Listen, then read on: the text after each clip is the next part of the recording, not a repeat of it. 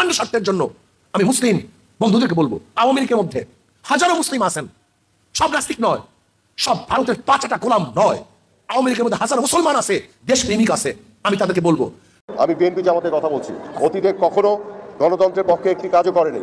যখনই সুযোগ পেয়েছে গণতন্ত্রকে বিনষ্ট করেছে, ভোট চুরি করেছে।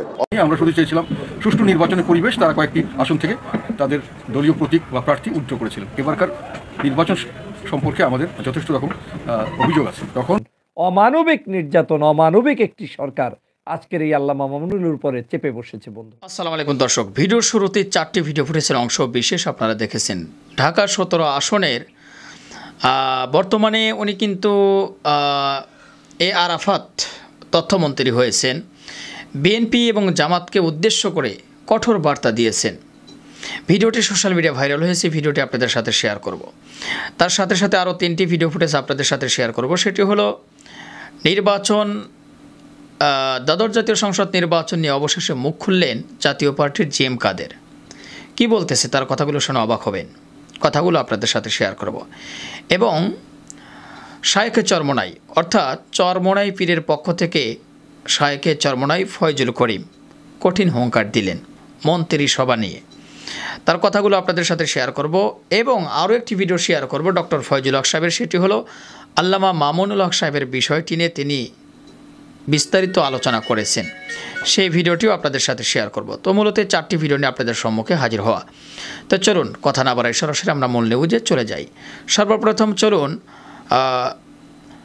ডক্টর ফয়জুল হক সাহেবের কথাগুলো শুনে আসি। আল্লামা মামুনুল হক সাহেবের কারাবন্দী অবস্থা এবং তাকে টেনা হাসরার বিষয়টি নিয়ে চলুন শুনে আসি।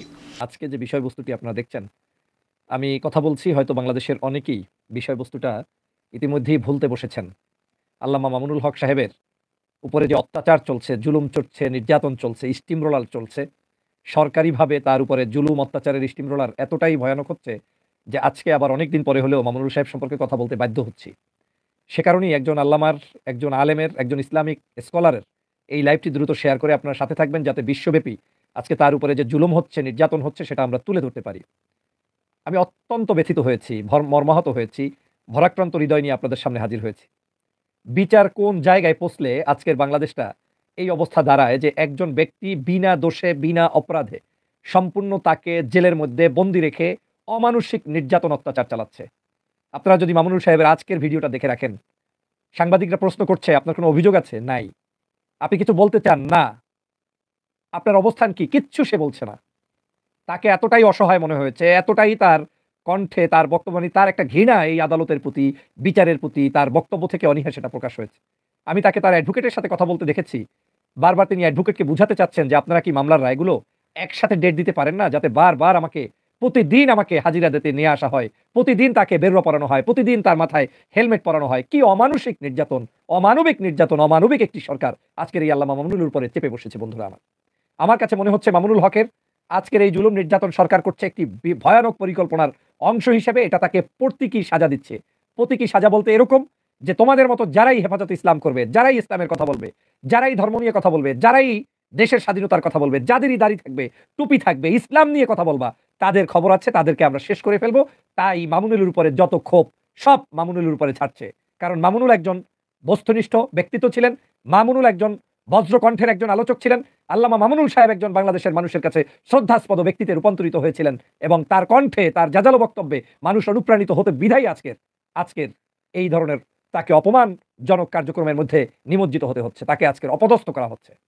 আপনারা নিশ্চয়ই জানেন বাংলাদেশের এই মুহূর্তে শেখ হাসিনার কাছে সবচাইতে প্রিয় ব্যক্তি হচ্ছে বাংলাদেশে যারা ধর্ষণ করে, হত্যা করে, নির্যাতন করে, নিপীড়ন করে, ভোট চুরি করে, অনৈতিক কাজ করে, তারা সব শেখ হাসিনার আপন মানুষ। অ্যাকসেপ্ট যারা সত্যের পক্ষে থাকে তারা শেখ হাসিনার কাছে খারাপ মানুষ। মামুনুলের অপরাধটা কি পারলে আমাকে এখানে কমেন্টস করে কোনো ব্যাটার শক্তি থাকলে লেখেন। কি অপরাধের কারণে আজকের মামুনুল সাহেবকে জেলের মধ্যে বন্দী রাখা হবে? কেন আজকে তাকে জেলের মধ্যে বন্দী রাখা হবে? আমি একমাত্র বাংলাদেশে মনে হয় মোর দ্যান 100 বারের উপরে আমি অন্তত তার পক্ষে টকশো করেছি, কথা বলেছি, ভিডিওতে কথা বলেছি, অডিওতে কথা বলেছি, এবং আজও আবার আমাকে উপস্থিত হতে হচ্ছে যে এই একই মামুনুলের আমি সহ্য করতে পারছি না যে কোনো মানুষ কিভাবে এরকম অনৈতিকভাবে বিচার ছাড়া তারপরে তাকে এরকম জামিন ছাড়া তাকে জেলের মধ্যে বন্দী রাখতে পারে। এটা কোনোদিন মেনে নেওয়া যায় না। আপনারা যদি আমার পূর্বের দিনগুলোতেও দেখেন, আমি বারবার প্রোটেস্ট করেছি যে একজন ব্যক্তি যদি অভিযুক্তও থাকে, যেই অভিযোগের ভিত্তিতে তাকে গ্রেপ্তার করা হয়েছে, সেই অভিযোগ হচ্ছে কি, তার একজন স্ত্রী যিনি অভিযোগ করেছেন যে তাকে নিয়ে নাকি সেখানে অবৈধভাবে গিয়েছেন কিংবা তিনি তার স্ত্রী নয়। যদি এটা সত্যও হয়, আমি আইনের আদালতের কথা বলছি, তাহলেও তার জামিন পাওয়ার অধিকার রাখে। কারণ বাংলাদেশে এই ধরনের মামলায় হাজার হাজার মানুষ আছে যারা এখন রাস্তায় ঘুরে বেড়াচ্ছে, যা ইচ্ছা তাই করছে, যেভাবে খুশি সেভাবে চলছে। নায়ক নায়িকা গায়ক গায়িকা তাদের তো মামলাই নেই, যা খুশি তাই করছে। কিন্তু সেই মামুনুলের স্ত্রী স্বীকার করেছেন আদালতে যে না, আমাকে পুলিশ চাপ দিয়ে তারপরে এখানে নিয়ে এসেছে, আমার কোনো অপরাধ নেই, আমি তার বিরুদ্ধে কোনো অভিযোগ করছি না। তারপরেও তিনি জামিন পাবেন না। কেন তিনি জামিন পাবেন না? জামিন পাবে তারা যারা আজকের বাংলাদেশের সমস্ত জায়গায় কৃষ্টি কালচার সভ্যতা সংস্কৃতি সবকিছু ধ্বংস করে দিয়েছে। তারা আজকের জামিন পাবে না আল্লামা মামুনুল হক। আজকের আমার কাছে যেটা মনে হচ্ছে, মামুনুল হকের উপরে ক্ষোভ নয়, ক্ষোভ হয়েছে সমগ্র হেফাজতে ইসলাম সহ যারা এই ধর্মভিত্তিক কার্যক্রমের উপরে এগিয়ে এসেছিল তাদেরকে একটু দমিয়ে রাখার জন্যই আজকের এই প্রতীকী শাস্তি তাকে দিচ্ছে যে কেউ যদি ফুস করে ওঠো, তোমার কপালেও মামুনুল হকের পরিণতি ভোগ করতে হবে। আর সেটা করেই আজকের বাংলাদেশের মানুষের উপরে চেপে বসেছে এই ফ্যাসিস্ট সরকার এবং জুলুম করে অত্যাচার করে আজকের আমাদের সেই মামুনুল সাহেবকে বারবার কারা নির্যাতন করা হচ্ছে। একজন মানুষের ন্যূনতম অধিকার হচ্ছে তিনি জামিন পাবেন। আজকে জামিন পায় পরিমণি, আজকের জামিন পায় বাংলাদেশের প্রত্যেক নায়ক নায়িকা যাদের বিরুদ্ধেই যারা এই অভিযোগ করে, প্রত্যেকেই জামিন পায়। এমনকি আপনারা জানেন এদেশের বহু নায়ক নায়িকা আছে যাদের বিভিন্ন ধরনের অভিযোগ ওঠার পরে ডিবি অফিসে নিয়ে তাদেরকে আবার ভাত খাওয়ার আয়োজন করে, সেখানে মিষ্টি খাওয়ার আয়োজন করে, বিশেষ পুরস্কারের ব্যবস্থা করে, তারপরে যৌথ সংবাদ সম্মেলন করে বলে দেয় আমাদের সাথে কিছুই হয়নি। আর মামুনুলের ক্ষেত্রে মামুনুল মহাভারত অশুদ্ধ করে ফেলেছে। মূলত এই চোরের গোষ্ঠী চোর, দালালের গোষ্ঠী দালাল। এই বর্তমান অগণতান্ত্রিক অসভ্য এই সরকারটি একটি জ্যান্ত মানুষকে মৃত্যুর দিকে ধাবিত করছে এবং এভাবেই বাংলাদেশের সমগ্র আলেমদেরকে বিনা বিচারে তারা জেলের মধ্যে নিয়ে যাচ্ছে। আমি অবাক হই, তোমাদের কি হাত পা থরথর করে কাঁপে না? আমার নিজের তো একটা পশু দেখলেও, পশুর উপরে যদি কোনো একটা অমানবিক নির্যাতন হয় যেটা দেখতে অসুন্দর, আমার তো হৃদয় কাঁপে। তোদের কাঁপে না যখন মামুনুলের হাতে ডান্ডাবেরি পরিয়ে তারপরে তুই আদালতে নিচ্ছিস এবং তুই জানোস যে এই ব্যক্তি অপরাধী নয়, তাকে সম্পূর্ণ শেখ হাসিনা অন্যায়ভাবে আজকের এইভাবে জুলুম করছে, তারপরেও কি তোদের হাত পা কাঁপে না? এই হাত পা পাড়া দিয়ে তুই কিভাবে পুলসিরাত পাড়া দিবি? কিভাবে তুই জান্নাত থেকে জান্নাতে যাওয়ার জন্য আশা পোষণ করো, জাহান্নাম থেকে মুক্তি পেয়ে জান্নাতে যাবি এই পা দিয়ে? এই ধরনের চিন্তা চেতনা। আহা, বাংলাদেশের মুসলমানদের আজকের এই করুণ দুর্দশা আমাদেরকে আজকের বলতে গেলেও এতটাই অসহায় মনে হয় যে দেশে বিচার নাই, আইন নাই, আদালত নাই, মানুষের কোনো বেঁচে থাকার অধিকার নাই। আজকের জামিন পাবে না, এটা তো হতে পারে না। আমার যত বড় বিচার হোক আমি জামিন পাবো। এদেশে মার্ডার কেসের আসামিরা ঘুরে বেড়ায়। আপনারা নিশ্চয়ই জানেন সাবেক সেনাপ্রধান ছিলেন একজন, তার ভাইরা মার্ডার করেছে, ফাঁসির আসামি। সেইগুলোকে মুক্তি দিয়ে শেখ হাসিনা দেশ থেকে তারপরে বাহিরে যাওয়ার সুযোগ করে দিয়েছে। আর এই ফেসিবাদের কবলে আজকের ইসলামপন্থী নাগরিকদেরকে কাউকে দেশ ত্যাগ করতে হচ্ছে, কাউকে বাংলাদেশে জেলের মধ্যে থাকতে হচ্ছে, আবার কাউকে মৃত্যুর কোলে ঢুলে পড়তে হচ্ছে। আমরা তো আমাদের কোরআনের ফাঁকি আল্লামা দেলোয়ার হোসেন সাঈদীকে নিশ্চয়ই জানেন যে আজকের সেই জায়গায় তাকে জেলের মধ্যেই মৃত্যুবরণ করতে হয়েছে।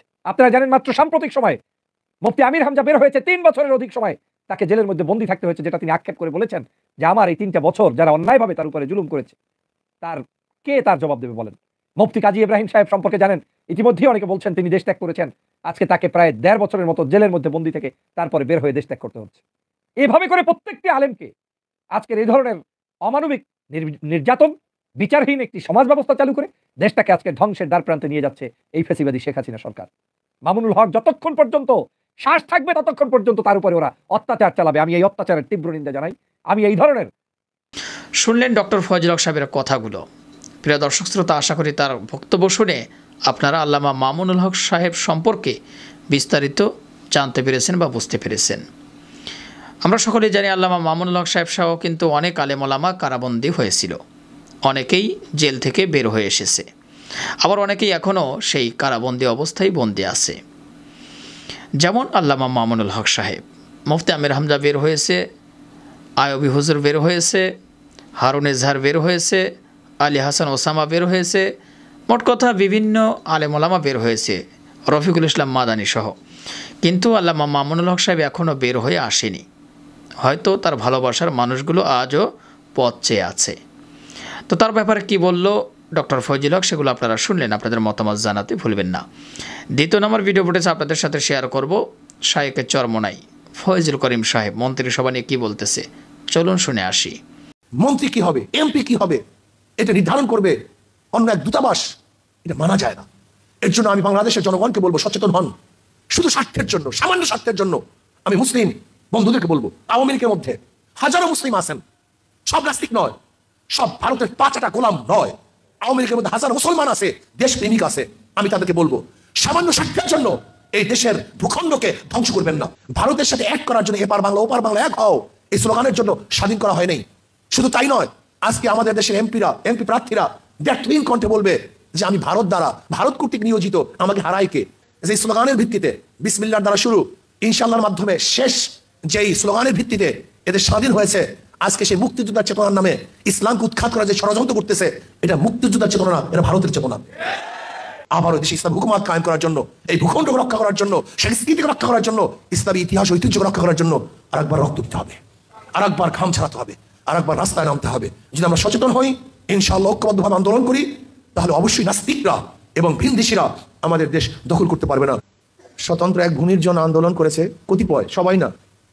মুসলমানদের মধ্যে কেউ মনে করছে যে স্বতন্ত্র এক দেশের প্রয়োজন, আবার মুসলমানদের মধ্যেই এক দল বলেছে যে পাক ভারত উপমহাদেশ আমাদের, এখানে শাসক আমরা, কাজেই আমরা দেশকে ভাগ করতে দেব না, এই দেশ আমাদের। হুসাইন আহমদ মাদানী রহমতুল্লাহ আলাইহি ভাগ না হওয়ার পক্ষে এত জোরালো বক্তব্য রেখেছেন যা চিন্তাও করতে পারবেন না। এর জন্য লক্ষ লক্ষ কোটি কোটি মুসলমান এখনো ভারতের মধ্যে, তারা ভারতকে নিজের জমি মনে করে, নিজের দেশ মনে করে, জন্মভূমি মনে করে।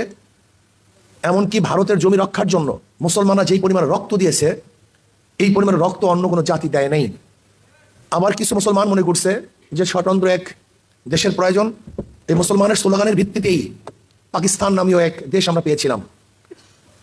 পাকিস্তানের ভূমিকা ছিল মুসলমান, মুসলমানদের কারণেই পাকিস্তান নামে এক দেশ আমরা পেয়েছিলাম, যেখানে স্লোগান ছিল ইসলামী হুকুমত কায়েম হবে, কোরআনী শাসন এখানে বাস্তবায়ন হবে। সেই স্লোগানের ভিত্তিতেই আমরা পাকিস্তান নামে একটা দেশ পেয়েছিলাম। কিন্তু পশ্চিমারা আমাদের এই অংশের উপরে জুলুম অত্যাচার করার কারণে আমরা তাদের থেকে ভাগ হয়েছি, স্বাধীন হয়েছি, কিন্তু ইসলামকে ধ্বংস করার জন্য নয়। আপনারা যারা দেখেছেন স্বাধীনতা আন্দোলনে যারা অংশগ্রহণ করেছে, তাদের চিঠিগুলি, তাদের বক্তব্যগুলি, তাদের কথাবার্তা আপনারা সবাই দেখেছেন। তারা মার কাছে চিঠি লিখেছে, মা, দেশকে রক্ষা করার জন্য আমি রণাঙ্গনে চলে আসছি, আমি যেন শহীদ হতে পারি। সালাম দিয়ে তাদের বক্তব্য শুরু করেছেন। আপনারা দেখেছেন শেখ সাহেবের প্রত্যেকটা বক্তব্যের মধ্যে ইনশাআল্লাহ, ইনশাআল্লাহ, বিসমিল্লাহির রহমানির রহিম, আল্লাহ চাহে, এই শব্দগুলি ছিল। এমনকি আওয়ামী মুসলিম লীগ যখন গঠন করা হয়েছে, আওয়ামী মুসলিম লীগের পোস্টারের উপরে স্লোগান ছিল নারায়ে তাকবীর, আল্লাহু আকবার। আওয়ামী মুসলিম লীগ পরিবর্তন হয়ে যখন আওয়ামী লীগ করা হয়েছে, তাদের পোস্টারের মধ্যে লেখা ছিল নারায়ে তাকবীর, আল্লাহু আকবার। অথচ দেখা যায় আজকে যে স্লোগানের ভিত্তিতে, বিসমিল্লাহর দ্বারা শুরু, ইনশাআল্লাহর মাধ্যমে শেষ, যেই স্লোগানের ভিত্তিতে এদের স্বাধীন হয়েছে, আজকে সেই মুক্তিযোদ্ধার চেতনার নামে ইসলামকে উৎখাত করার যে ষড়যন্ত্র করতেছে, এটা মুক্তিযোদ্ধার চেতনা না, এটা ভারতের চেতনা। এটা মুক্তিযোদ্ধার চেতনা নয়, এটা নাস্তিকদের চেতনা।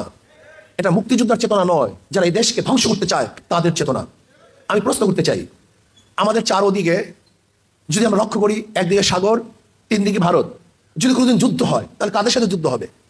কেউ যদি আক্রমণ করে, কারা আক্রমণ করবে? এই দেশটা স্বতন্ত্র রাখার পলিসিটা কি আমাকে বলুন। ওদের থেকে আমাদের থেকে আলাদা করার পলিসি কি? সীমান্ত, এটা কোনো পলিসি নয়। আজকে কাঁটাতারের বেড়া কাটলি এপার ওপার বাংলা এক হয়ে যাবে। আসলে তাদের মধ্যে আমাদের মধ্যে মূল পার্থক্যটা কোথায়? মূল পার্থক্য হল ধর্ম ইসলাম। এদেশের সংখ্যাগরিষ্ঠ মানুষ মুসলমান, ওরা সংখ্যাগরিষ্ঠ হিন্দু বা অন্য জাতি।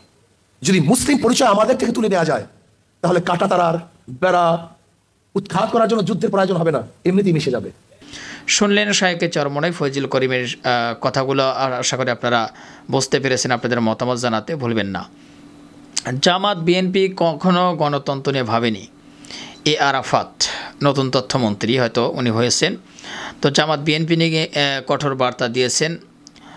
আসলে কি বোঝাইতে চেয়েছেন ওনার এই বার্তার মাধ্যমে বা এই বক্তব্যটির মাধ্যমে, যেটা আপনারা তার বক্তব্যটি সম্পূর্ণ শুনলেই আশা করি বুঝতে পারবেন। তো চলুন এ আরাফাত রহমানের কথাগুলো শুনে আসি।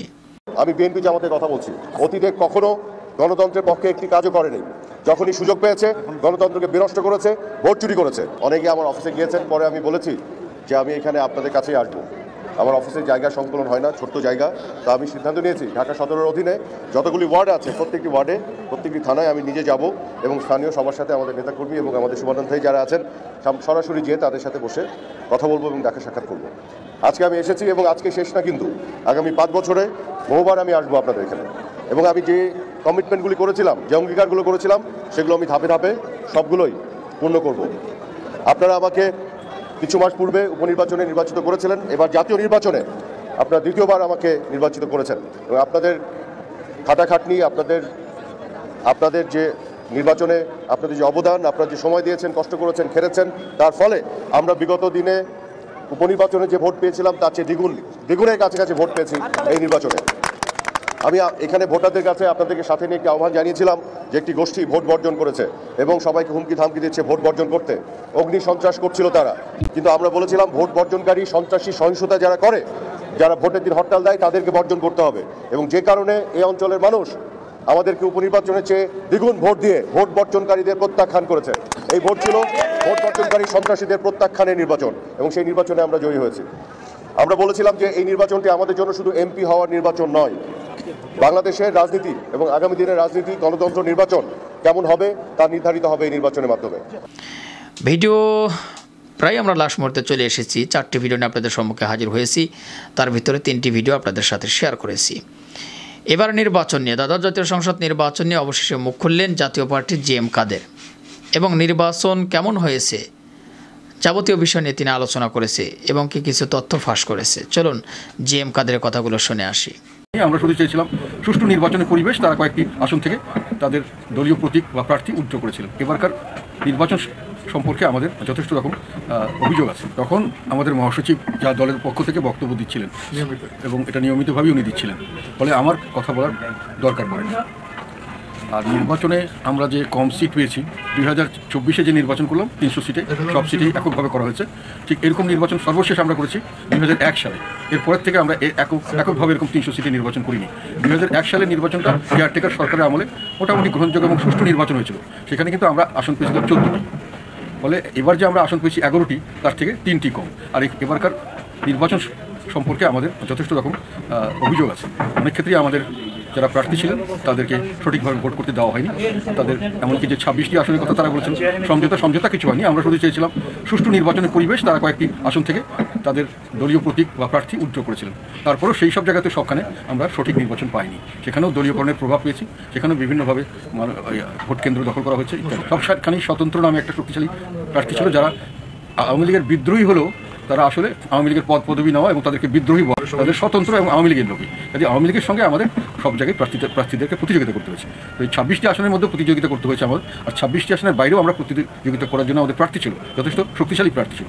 বাইরে তো সবগুলোতেই একেবারে বলা যায় একতরফা নির্বাচন করা হয়েছে, আমাদের প্রার্থীদের দাঁড়াতেই দেওয়া হয়নি, ভোট কেন্দ্র দখল করে হয়েছে, যখন ব্যালট সিল মারা হয়েছে, অনেক ধরনের ইরেগুলারিটি করা হয়েছে। আর এই 26টির ভিতরে অনেক জায়গায় সুষ্ঠু নির্বাচন হয়নি। আমরা যেটা আশা করছিলাম পরিবেশ, সেই পরিবেশ আমরা পাইনি। তো এই ছিল প্রিয় দর্শক শ্রোতা মূলত আজকের ভিডিও। মোট 4টি ভিডিও নিয়ে আপনাদের সম্মুখে হাজির হয়েছিলাম। আশা করি 4টি ভিডিওই আপনারা মনোযোগ সহকারে দেখেছেন এবং তাদের কথাগুলো শুনেছেন। তো এবার আপনাদের মূল্যবান মতামত জানানোর পালা। অবশ্যই আপনাদের মূল্যবান মতামত ভিডিওর কমেন্ট বক্সে জানাতে ভুলবেন না।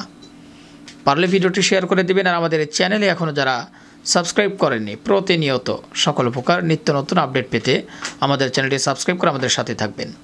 যারা সাবস্ক্রাইব করেছেন তাদেরকে অসংখ্য ধন্যবাদ জানিয়ে আজকের মতো এখানে বিদায় নিচ্ছি। ভালো থাকবেন সবাই।